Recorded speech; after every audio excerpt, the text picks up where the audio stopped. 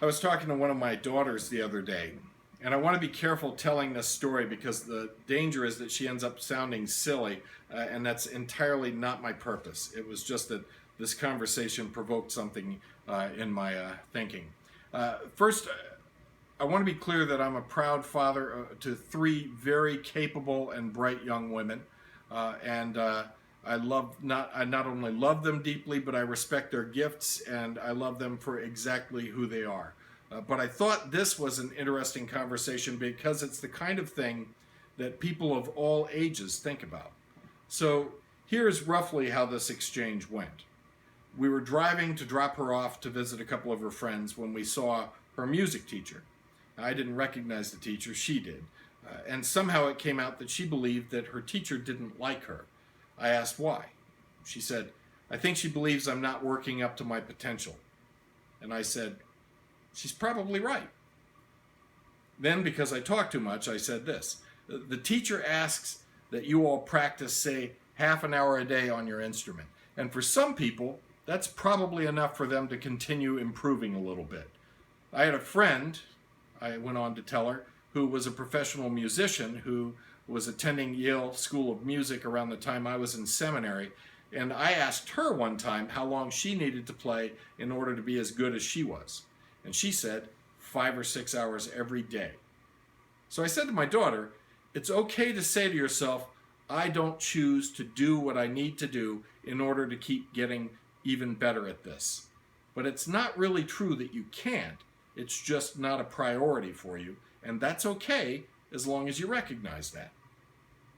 The reason I wanted to be clear that I wasn't trying to diminish my daughter is that I think we all struggle with this.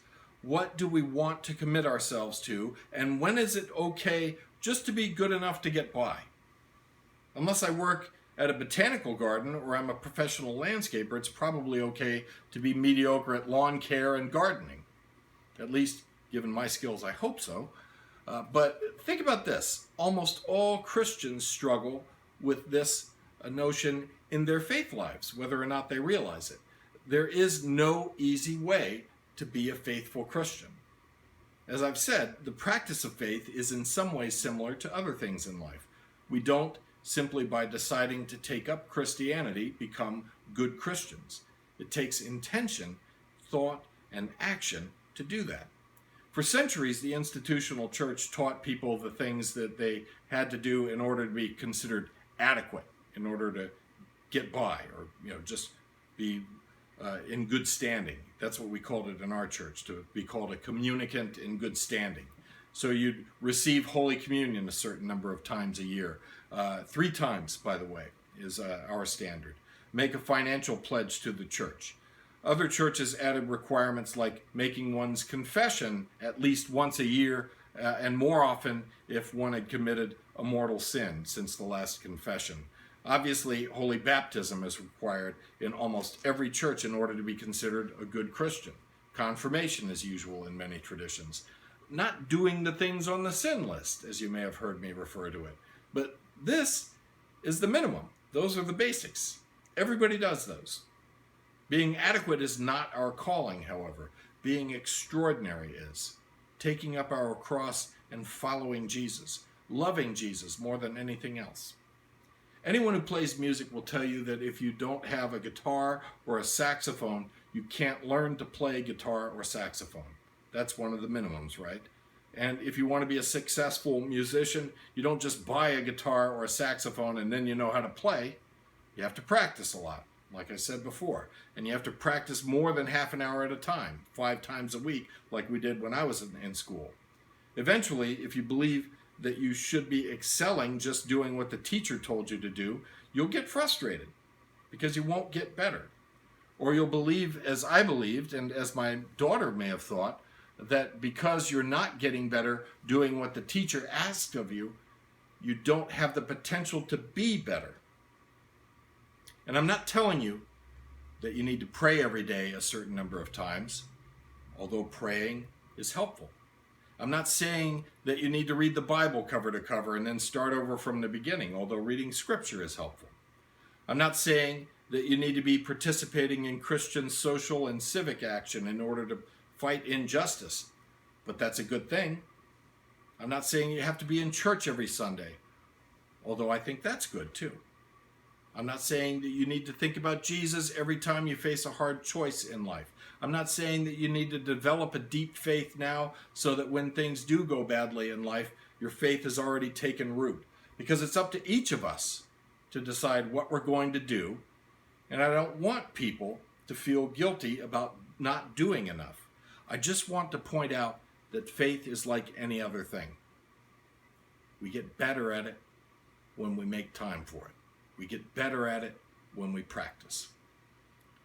Faith is not like music in the sense that the practice of faith is not just simply repetition or memorization or going over the hard bits until we can play them smoothly. There is some of that in faith, but the most important part of faith is placing ourselves in a position to allow what we read in Scripture, what we do in church, and what Jesus and the church teach us to do in our daily lives to take root and grow and eventually push out some of the other things we thought were okay or important, but really weren't.